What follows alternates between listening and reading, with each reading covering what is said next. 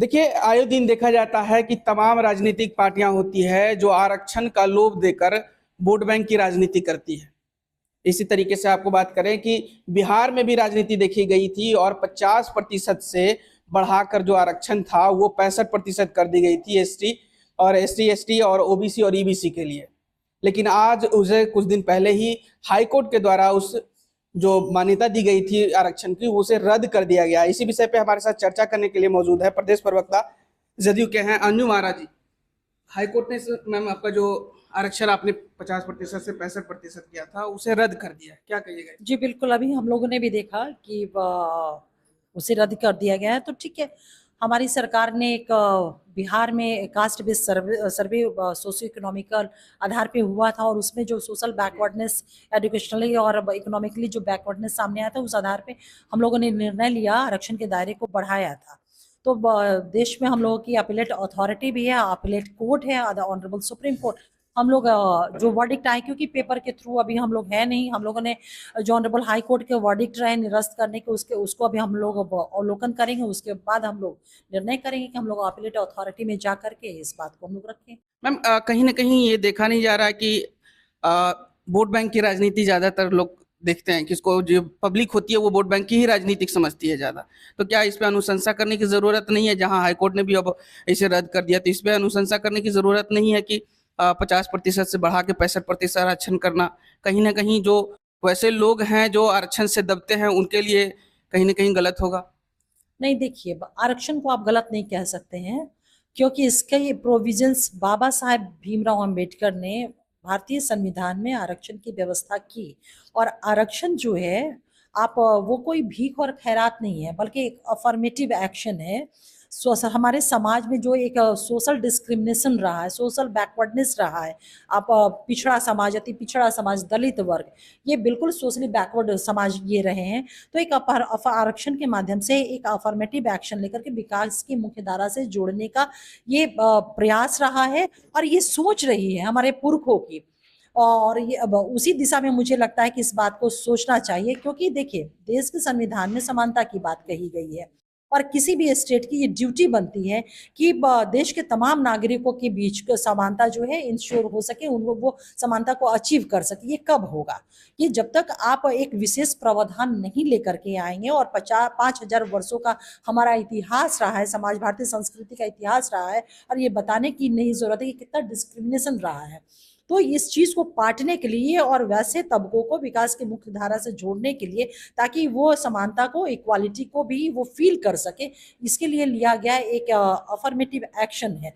तो आप ये नहीं कह सकते कि वोट बैंक की राजनीति या कुछ भी, क्योंकि माननीय मुख्यमंत्री नीतीश कुमार जी ने कभी भी वोट की चर्चा नहीं की, चिंता नहीं की। उन्होंने हमेशा वोटर की ही वोटरों की चिंता की, उनके वेलफेयर की उन्होंने चिंता की है। और ये बातें तो, और इस बात को ये हो जाता है कि ये दोनों सदनों से हमारे माननीय मुख्यमंत्री नीतीश कुमार जी ने दोनों सदनों से इसको ये पारित हुआ है। तमाम जितने भी पॉलिटिकल पार्टियां बिहार की रही है, सभी की सहमति रही है। और देश के माननीय प्रधानमंत्री महोदय से भी तमाम दल के लोग मिले भी थे। उसके बाद कास्ट सर्वे हुआ और ये पब्लिश भी हुआ और ये सारे निर्णय हुए।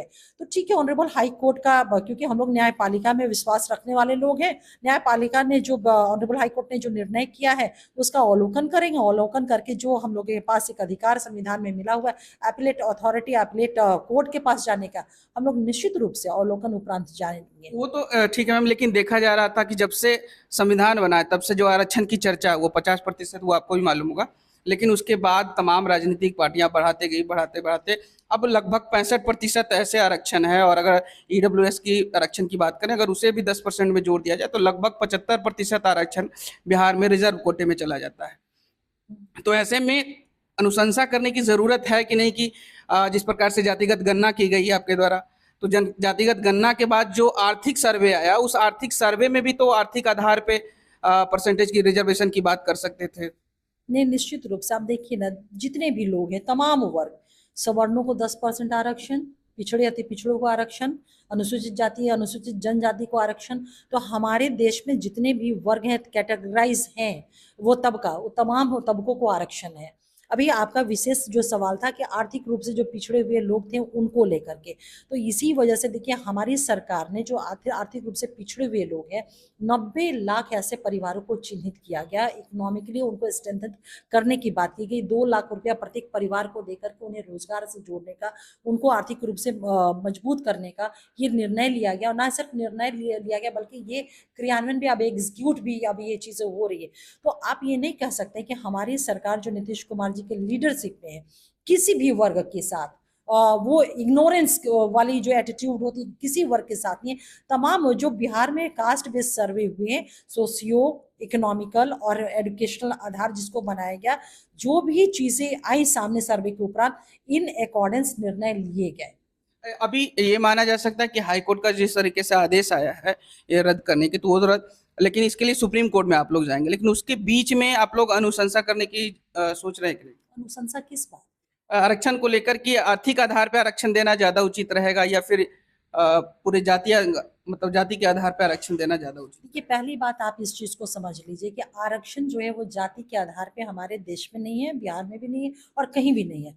आरक्षण का जो आधार है वो सोशल बैकवर्डनेस है और वर्ग के आधार पे आरक्षण है, जाति के आधार पे नहीं है।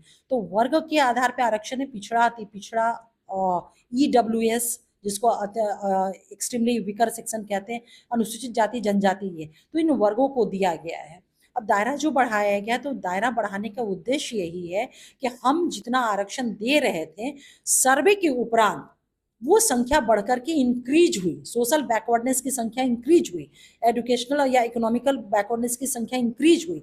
तो जो चीजें हमारे एक साइंटिफिक डाटा चाहिए, स्टेट की ये ड्यूटी बनती है कि वो वेलफेयर के लिए काम करे। और कब आप काम करेंगे? जब आपके पास ये डाटा आएगा। हमने डाटा उपलब्ध कराया और डाटा उपलब्ध कराने में जब ये चीजें सामने आई तो उसके अकॉर्डिंगली हमने निर्णय लिया। चलिए बहुत बहुत शुक्रिया मैम। तो अभी आप सुन रहे थे अंजुम आरा जी की प्रतिक्रिया, आप हमें कमेंट में जरूर दीजिएगा और ऐसी तमाम खबरों से जुड़े रहने के लिए हमारे चैनल पर बने रहिएगा। बहुत बहुत शुक्रिया।